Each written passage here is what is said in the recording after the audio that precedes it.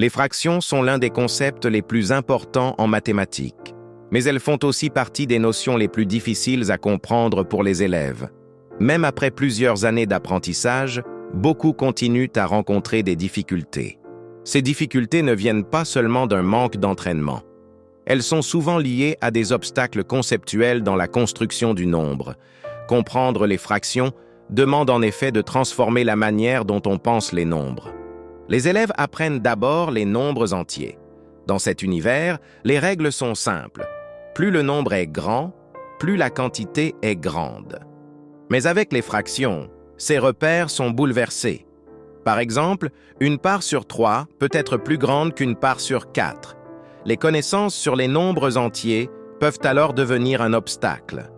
Une fraction possède une structure particulière. Elle est composée de deux nombres qui expriment une relation. L'un indique en combien de parts l'unité est divisée et l'autre indique combien de parts me sont prises. Une fraction peut représenter plusieurs idées. Elle peut être une part d'un tout, une division, un rapport entre deux quantités ou encore un nombre placé sur une droite graduée.